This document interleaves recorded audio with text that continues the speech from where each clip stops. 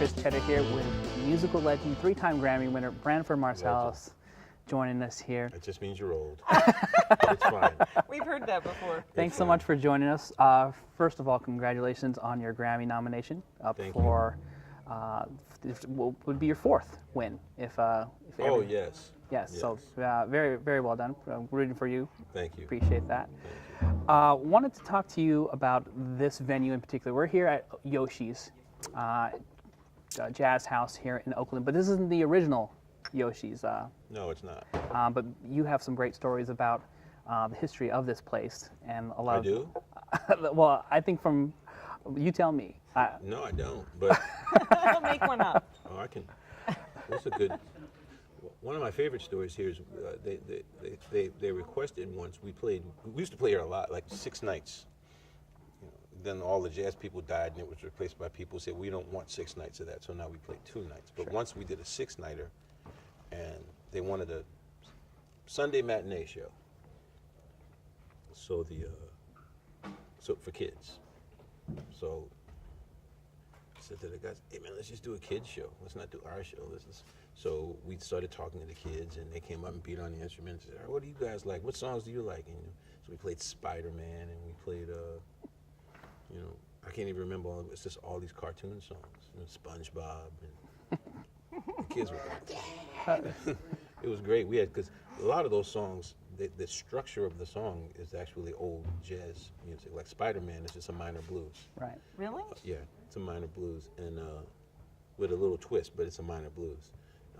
The Flintstones is an old music form called rhythm changes, based on a song structure by George Gershwin called "I Got Rhythm" that everybody knows. I got rhythm, I got. It's that song form. It's a very popular. There are literally 1,000 songs written on that song form. Wow. So the Flintstones is one of those songs. So we played the Flintstones and soloed on it and had a great time. That was a fun playing show. Any Flintstones tonight? Promise you we're not playing the Flintstones tonight. So you were telling me a little bit. I asked you before we started this recording, how's the food here? It's fantastic. And so you were telling me about the old Yoshis. Yeah, the old Yoshis. I mean, the food was incredible. Right. Because the original Yoshi guy, the old man, was killing it. And I mean, this was a great business move on a lot of levels. They moved to Jack London Square when there was literally nothing here. There was this. There was the Waterfront Hotel, which was more like the Waterfront Inn. It was so run down. And there was a seafood restaurant on the corner. And then it was just nothing. right. You know? How long ago was that? How long ago was that? 20 years? Yeah, 97. so 97. So, Good guess. and wow, it was 20 years. It's the bourbon talking. Yeah. It makes me smart. And yeah, about 20 years ago. And we'd stay in the waterfront, and it sounds like a great thing. You say, wow, 5 minutes from the venue. Nothing. Nothing else to do Can I around get some that. water? Nope, no stores around here. There was a bookstore, so you could go buy books. You couldn't even buy booze. And then very gradually, as it is happening all over the States, people start moving into these places that are considered undesirable. And then there's a liquor store on the corner, but it's not like Joe's liquor store. It's like this big grocery store. It's like, the Drunk's Delight grocery store with wine and spirits and booze. And then there are a couple of restaurants that popped up, like the modern restaurants, which are more like small businesses, Right. not chains, but these small business restaurants. A couple of bars that have been here for a while started to attract a different clientele than the local clientele. In a lot of ways, I came back and I knew where everything was, but it's kind of unrecognizable. Right. It's like, wow, the people out here. I mean, it used to really be during the hours of like 9 a.m. and 5 p.m. be totally empty. Wow. The Caltrains. Right. Caltrans would roll through, and it would be. I think we might have just heard one. Yeah. You hear the wind blowing, and it's just silence, and this is really nice in a dark, kind of weird way. It's just me and the hotel was empty, Nice. Yeah. So you've seen this place completely evolve, not just Yoshi's, but Jack London Square as a whole. Well, so. I haven't really seen it because we don't play here very often. I think the last time we played here was, God, I can't believe it. It's like 10 years. Oh, nice. Okay. Interesting. But yeah, I mean, it was a surprise to. I can't wait to hear you tonight. It's gonna be good. It's going to be Nice. fun. Yeah, the singer Kurt's fantastic. Yeah. Kurt Elling. And Yes. people like singers more than Yeah. they like instrumental music. Well, you got the Oh, best no, of both that's, worlds. That's not No, not true. you. Oh, yeah, right. Right. I think it's The first time I met him, he's like, "Do you like jazz?" And I'm like, I kind of like words to my music. That's fine. that makes sense. I think the challenge with playing instrumental music is that to the casual listener, the hardest thing to do in instrumental music is what the great classical singers do and what the great classical orchestras do is that they literally create what we call colors in the sound. The sound of their instrument changes to reflect a specific emotion at a specific time, depending on what is written on the music. And jazz is kind of straightforward. I mean, it's like the original version of rock and roll. There's like 2 volumes in jazz, loud and louder. Because it was a speakeasy music. People were drinking, so the music was perpetually happy.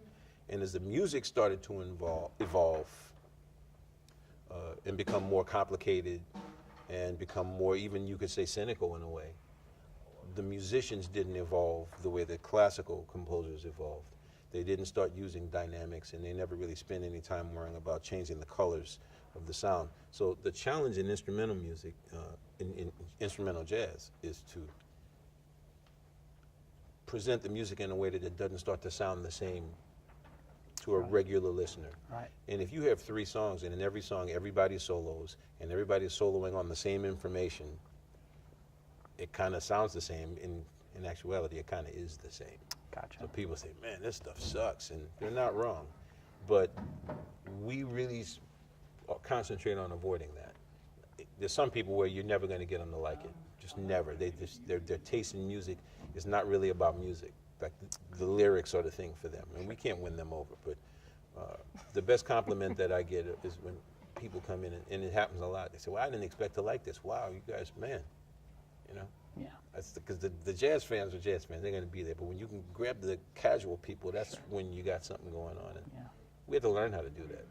Opportunity to grow. Yeah. Yeah, absolutely. So you've been doing more classical in the last Hi, few Chris. years. It's great to see you.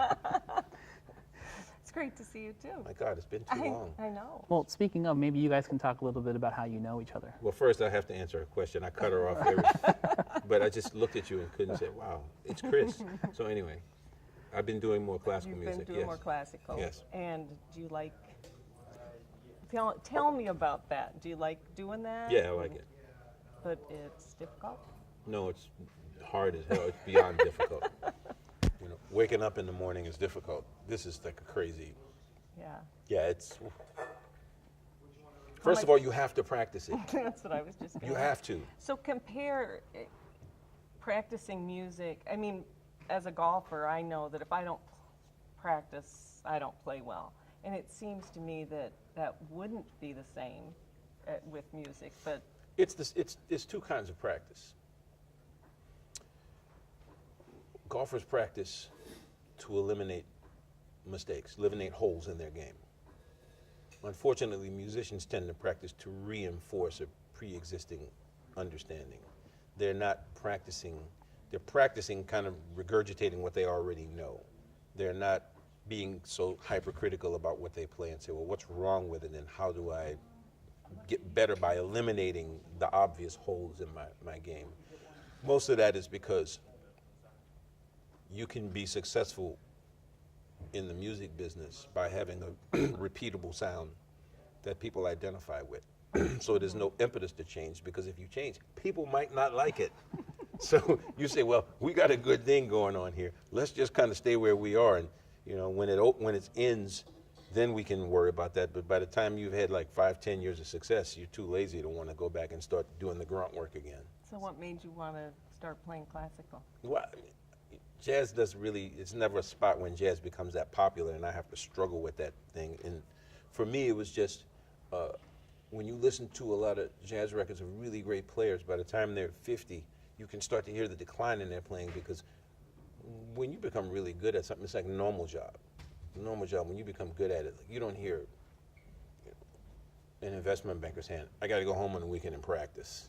Right. You know, I got to go read some economic books. I mean, they have to go, they take classes, you know, computers change, technology changes, but the essential tenet of what it is, the people who do well at it are the people who can read data and see things in the data that other people don't see. And that's not something you can learn in school. Right. But in music, there are things you can do to constantly make yourself better. But again, it's drudgery. And if you like the whole scene of playing in clubs or playing in concerts and hanging out afterwards and partying, and you're 55 years old and you've been busting your hump for 30 years, I mean, the idea of getting to a venue 4 hours early to practice is anathema in a way. So what classical music did for me is, it's like this thing. It's kind of like the first time I played golf. The first time I played golf was with some guys in Minnesota. A radio. The very first time? Very first time. Very first time, okay. A radio station was doing a golf tournament, and we had this song that was making a little noise on the radio with this band. I had Buckshot LaFunk, and I met these guys, and they were talking to me. They said, "Yeah, you're kind of like competitive." I said, "Well, with myself, not really with other people. Like, I'm not always trying to be better than other people." But he goes, "Yeah, this game's gonna get you." I said, "Yeah, right." I said, "Man, this is a white dude's game. I'm not." He says, "This is what's gonna happen to you. You're gonna take your first swing, you're gonna miss it, and then you're done." And I'm looking at him saying, "First of all, I ain't gonna miss it. What the hell are you talking about?" I took a swing, I missed it, and when the round was over, I went and bought a set of clubs. Right. And it was just. Did you get one good shot out of that No. round? No? Zero No. good Well, shots. When you start off, I mean, my first move is outside, so I Right. was doomed Right. from the get, and I fight that to this day. But my first natural move was, pew, there ain't no way you're gonna hit it. Right. What year was this? Oh my God, 1996. 96. Okay. I think I played with him like the next week. No. No, it was later than that. It was later than that. No, but you didn't. Yeah, but that was. You were just starting. I the was just very starting. first That's true. It time was that we- 96. It was 96. And the great thing was that I was playing with like these really, you know, I like to call them now. I call them unevolved guys. I mean, some people call them assholes, and that's fair. But they're just unevolved guys, and they're from a generation where it was romantic to be, you know, unevolved. Hey, we're kind of there now. Anyway, that's another story. But these guys were like saying, "Ooh, we get to play with the ladies today." Oh, wow. And I was like, because I had just done, I joined this club in 95, and I signed up to be one of the Rangers. What are those people that walk? Marshals. He was the marshal. One of them. I was walking Quiet, around with, please. but I have good ears because I've been working on my ears since I was 10 years old. And the sound of the ball coming off the club was like, are you kidding me? And, you know, like Laura Davies was there, and her shoulders were out to here, and she hit the ball, and it was like it came out of a gun, and my ears went, good God! I mean, that ball was just Screaming. Laura, Yeah. Laura, when she decided to hit the ball further than anyone, or give her drive 90%, she hit it 40 yards by any of us. It was unbelievable to hear. Yeah. I didn't really know anything about golf, and I was like, oh my God, because some of the players were awful, but the good players were unbelievable. And these guys were saying, "Oh, we get to play with it." And I didn't know Kristin. I said, "Hey, can you do me a favor?" I said, "Beat the shit out of these guys. just crush them." She goes, "Really?" I said, "Yeah, they're talking smack about you." So Chris says, "Hey, how's it meet you guys? Hi, great to meet you guys. Hey, you guys mind if I play your tees?" And they're like, "Oh, no problem." You know? She goes, "You guys go ahead and hit." And they hit their little 180-yard shot. Chris hits that ball. Woof. It's enough silence from those guys. I'm like, "Man, that was far. That's great." She's like, "Thanks." And then we go in, and now they're getting pissed off. So then, of course, what do? There's one thing that you can't do. You start over swinging. Right. Because now I'm going to Can't let sail her it past the girl. Right. And golf is completely counterintuitive. The harder you swing, the less likely is any chance of you even hitting the ball. These guys are swinging. Man, this guy would take a swing, and all you saw on the tee box was shoes and smoke. I mean, he was just swinging out of his shoes, missing the ball, and now they're furious. And she's just as nice as can be. I'm like, this woman is awesome. Just turn the knife, just keep turning it, because you know, I mean, I would never do that, would I, Josh? well, I mean, but that's how she was. Oh, great shot! And they just wanted to kill her. And I thought, man, this is like one of the greatest days ever to watch these, because it was so emblematic of like there was a shift that was happening. And people weren't talking about that in '95. Right. But it was like, yeah, that shit is over. So where was this? Well, that you guys that played? was Waikato at, Country that was Club. at Waikato, but we actually met. We were friends then. The first time we met was playing in Fairway to Heaven in Was Las that it? Vegas. Yes. Wow, that was like the first week I started Yeah. playing golf or something. You're right. I broke a sprinkler head with a cart. I didn't know where to go. And they have it on film. I drove over a sprinkler head and the water started shooting out. And everybody said, what happened? I said, I think that was me. I think I ran over a sprinkler head. If we can get our director to cut to that clip, if we can find that somewhere on find it. YouTube. Yeah. They- Branford Marsalis, water splitting They out. thought it was hilarious. I mean, everybody was laughing. I'm like, it's not funny. I'm the guy who did it. It's not funny. I'm that guy. Yeah, it was pretty bad. It was pretty bad. But it was fun. I mean, I love the game. I love playing golf. So from then on, you were hooked, and so you kind of get to make your own schedule during the day since you're performing nights or maybe working a lot of nights. Classical music eliminated that. I don't get to make it anymore. I got to practice. But okay. there was the time when I did, yeah. And I never really got any better because I was obsessing. I mean, I really was, the first couple of years, I was like manic about the game. And I played with an older gentleman who I did not know, and he watched me complaining about my swing and all this other stuff. He says, son, let me give you some advice. And unlike most people, I'm like, sure. I mean, I assume that, you know, older people aren't necessarily smarter than me, but they're certainly wiser than me. And I said, sure.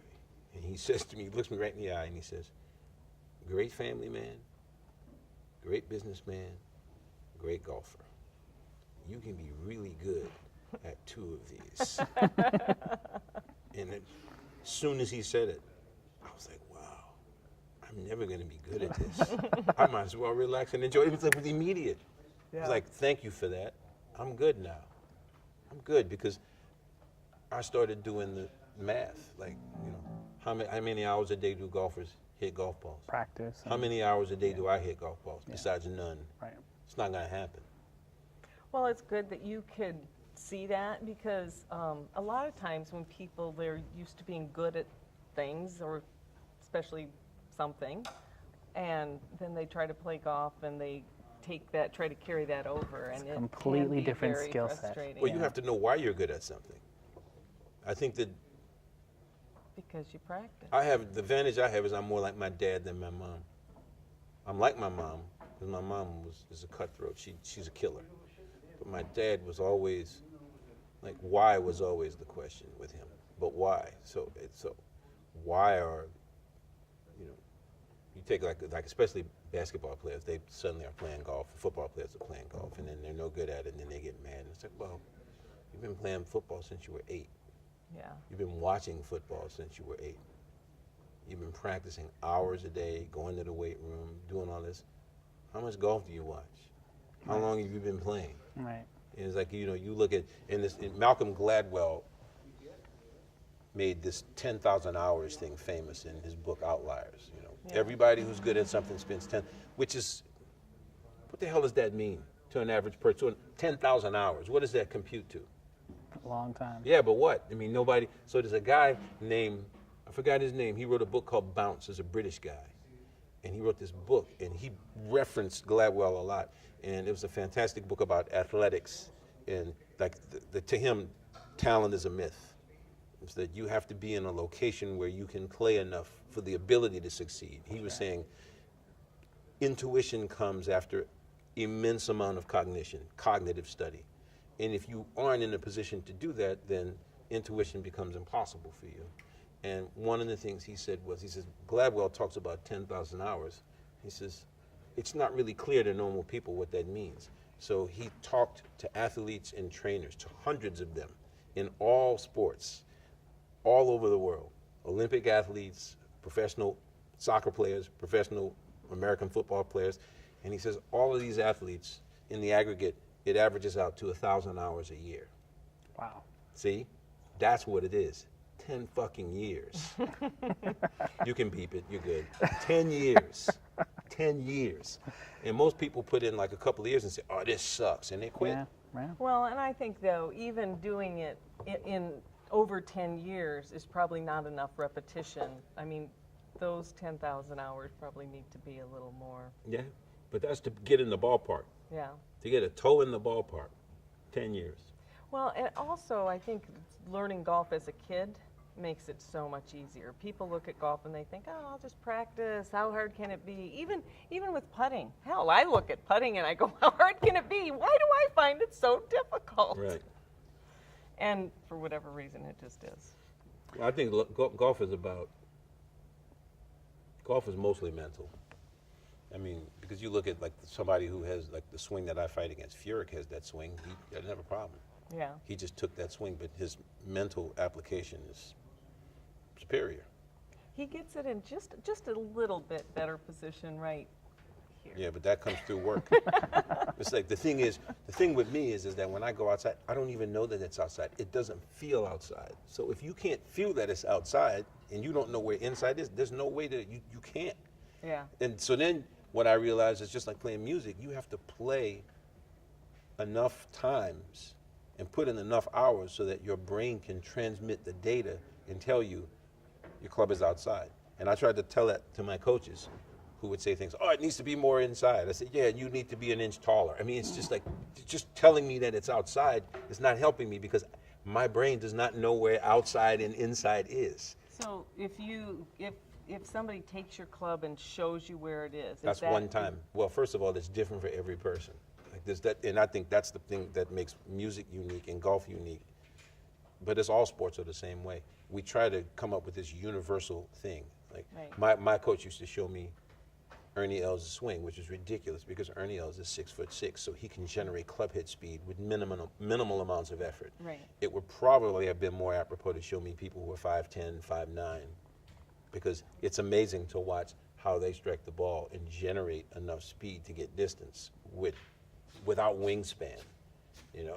But the thing, it's I have to invent inside for me, and I've been working on that last year, right? You know, and everything for me is starting with the elbow. It's like feeling it turn in, and then I can get it there. But all the scientific explanations using the arc machine and all. Well, we were just talking before the podcast about teachers and how, you know, to me, a good teacher looks at their student and knows that they can't do this, or they can do this, or they need to teach them a certain way. Right. Is that the same with music? For me, it is. For a lot of teachers, it's not. You teach. A lot of teachers, it's you learn a one-size-fits-all kind of approach. But for me, Are you talking for you when you're being taught or when you're teaching? when I watch other teachers teach, they have a methodology, and Right. everyone has to, you know, submit or ascribe to that particular philosophy. Well, for me, I'll give you an example. There's a thing that if you took a jazz class, they'd say, you know, they teach harmonic study is based on scales and patterns to approach chord structure. So a very popular song structure in all forms of Western music is the dominant 7 chord. So if you would say to a music teacher, what can I play on a G7 chord? He'd say, a Mixolydian scale works great. But if the student were to ask me, what should I play on a G7 chord? I say, well, it totally depends on what the band's playing. Which is, you know, it's like a conversation. Yeah. It's like people study. I mean, I used to be on the debate team in high school, and I could always tell the hardest people to beat are the ones who are well read, because there ain't but 5 subjects in the world when you narrow it down. So when you have a person who can attack that subject from multiple points of view, from Shakespeare or from Schiller or from Goethe or from Antigone. That's the play. Who wrote Antigone? It does. Josh? I would have to Google The that one. Greek guy. Sorry, The Branford. Greek guy. You got me on that one. But if they can approach it from all of these points, because when you look at Greek tragedies, they're just like opera. I mean, it's the same stories, you know. There's love, there's hate, there's betrayal, there's anger, there's revenge, there's lust, you know, it's the same crap all the time.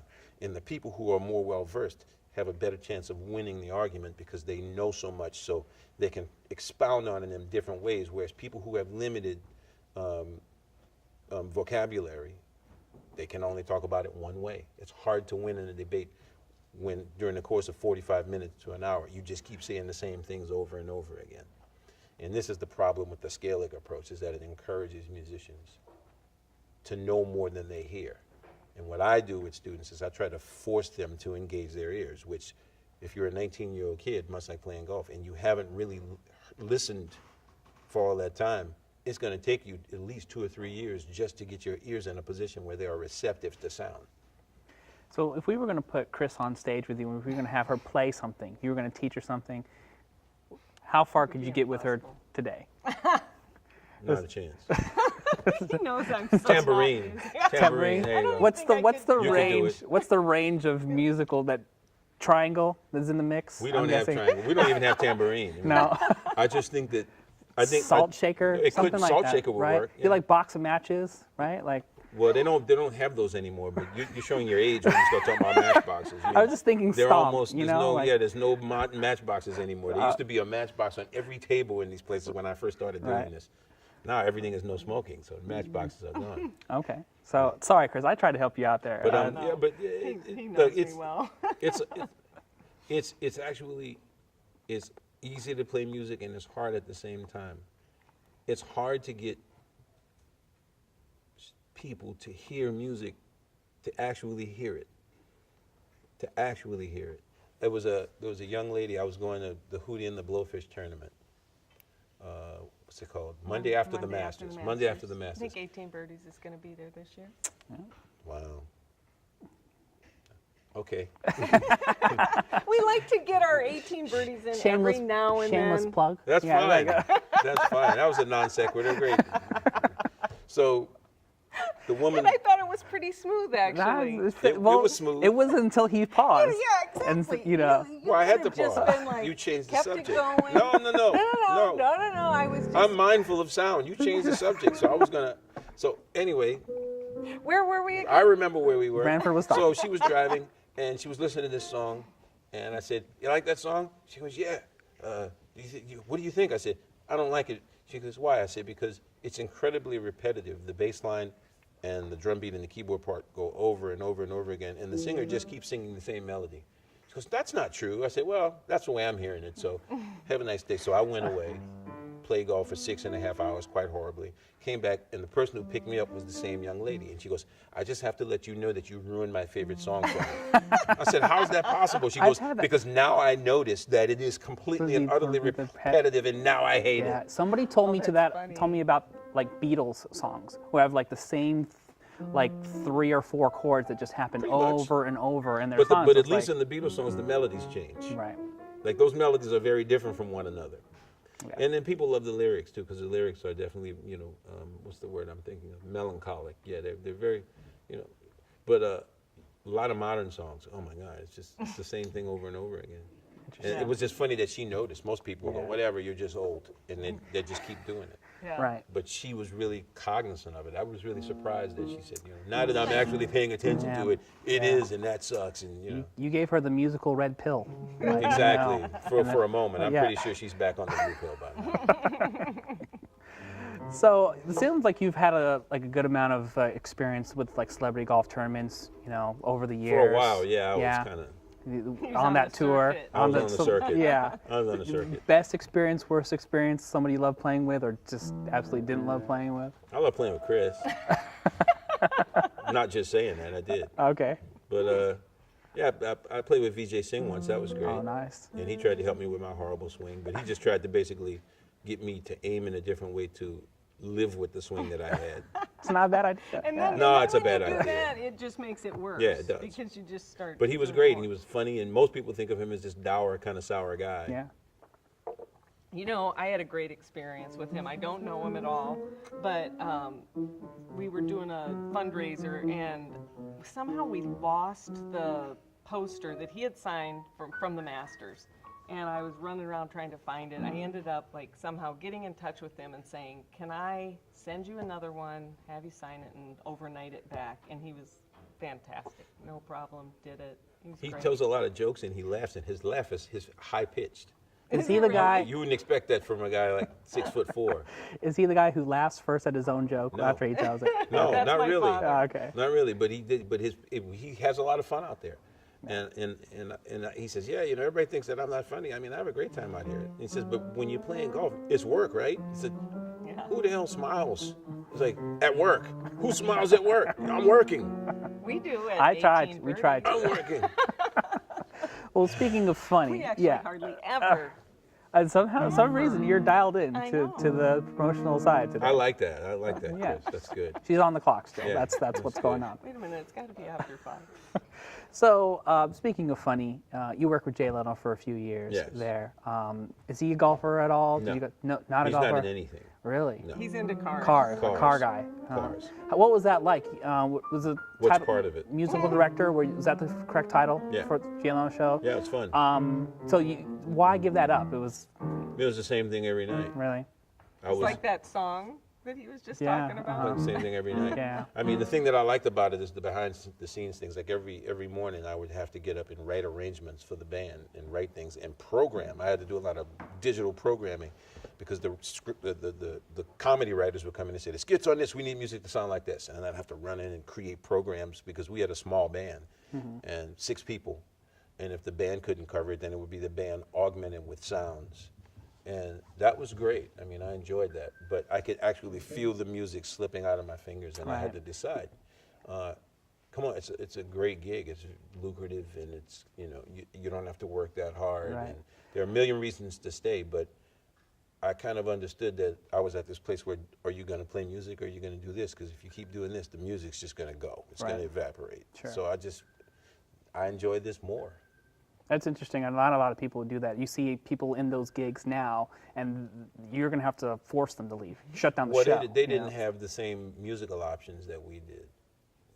I mean, just not to be mean about it. Yeah, it's probably they wouldn't be able to do this for as long as we've done it. They wouldn't be able to have a I see. 30-year Right, performing yeah. career. They're lucky to have the gig Yeah. offered to them at that point, and it's going to be.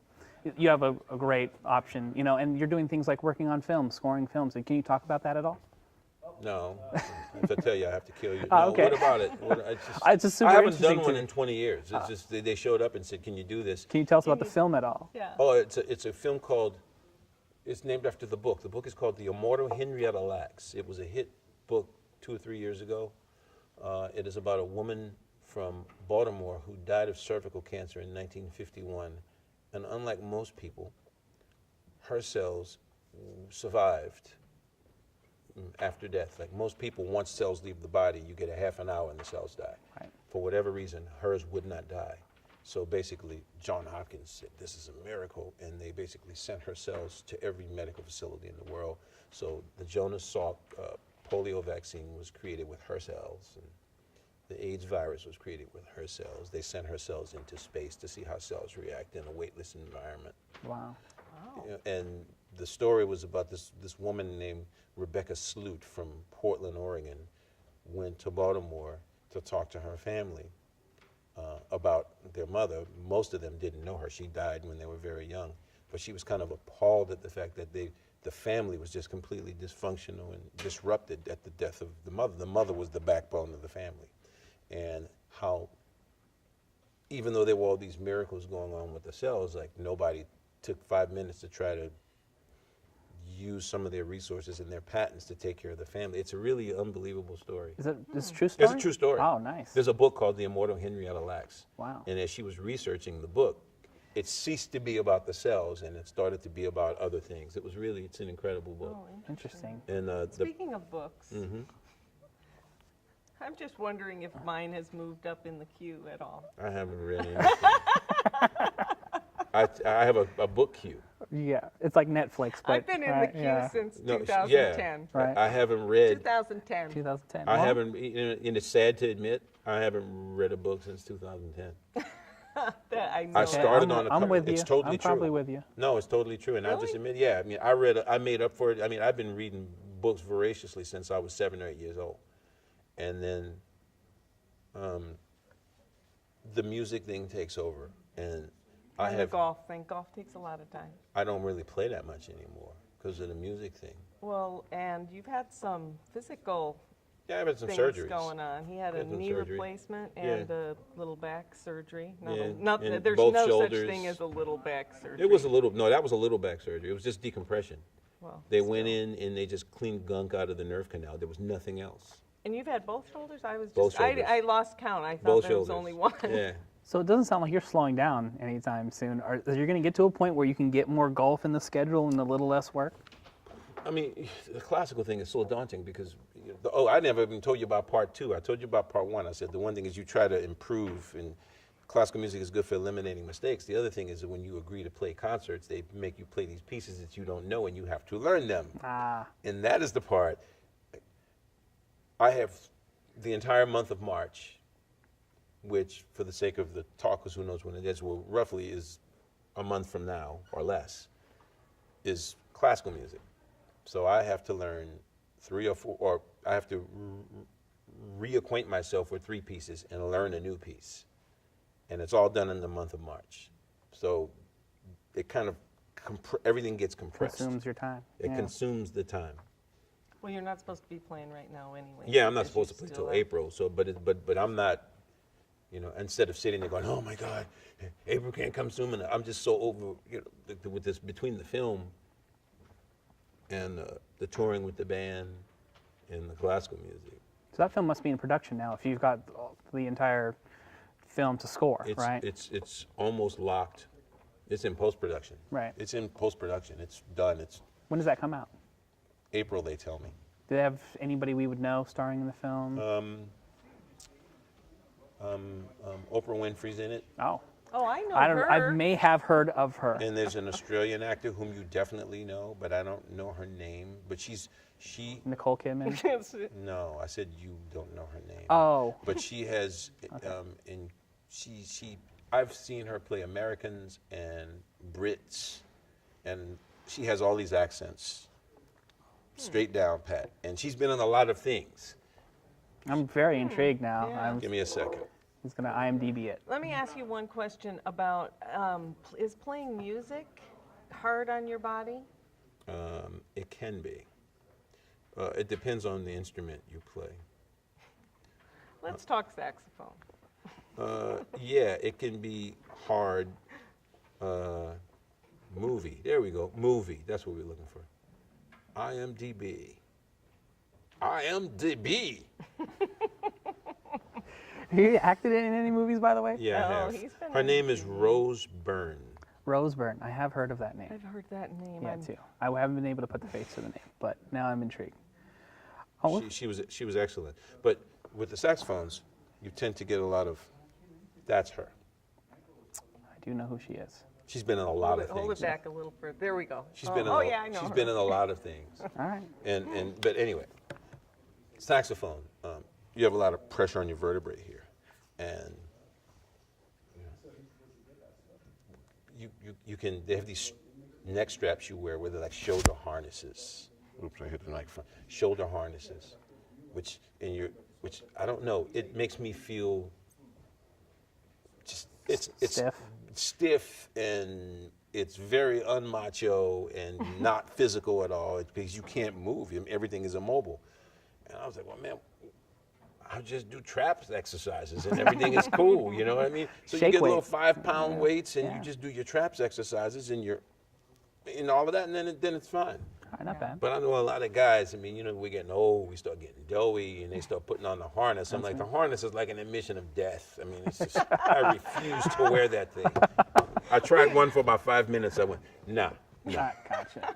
I'll go to the gym. I'm not doing this. But yeah, it does. There's a physical component to all the instruments. I think bass is probably the one that's most physical because it involves so much of the body. I could see Yeah. that. They're like, feel like they look like they're holding a pose. You know, the well, entire I mean this time. way, the acoustic bass. Ah, okay, gotcha. The electric bass is definitely not as taxing as the acoustic bass Right. because the calluses on their hands, the guys Force that my don't golfers. use amps, the calluses are amazing. Wow. And the back muscles and everything, and when you stand and play. That's why you see a lot of modern bass players and they sit on stools, but then I would too. they sound like they sit on stools when they play. Ah, They don't okay. play very percussively. Yeah. The sound is very passive, and it's a sound that I completely despise. Okay. Not for other Tell people. us how you really feel. Not for other people. Right, I'm happy for them, but Right. in my group, absolutely Ah, not. makes some sense. Well, we're almost out of time here. We need to hear a little bit about his group, don't we? No, they're all losers. Oh, okay. That's pretty much all you need to know We're, about we're them. almost out of time, but I would love for everyone to know who's going to check out this video and listen to the podcast, where they can check you out on tour, give more information.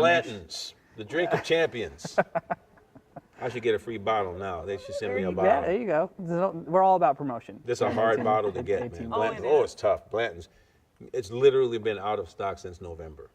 Really? Wow. It's like the Kirkland golf ball, basically. right. It's a little different. But anyway, So tour schedule this year is on your website, branfordmarsalis.com. Is that where we should find all the information for you? Or? yes, I don't care about that. We're going to end it up, there's no better ending than that. Branford Marsalis, It's a pleasure. Jazz Legends, thanks so much for your time. Jazz Appreciate it. legend. Just means you're old. That's all it means. Because you know I'm a legend, right? No, Legends tour, athletic Jazz legends are different. legend in my own mind. It's just like the physicality of it. Yeah, you know. Cheers. Cheers. Cheers. Thanks, everyone.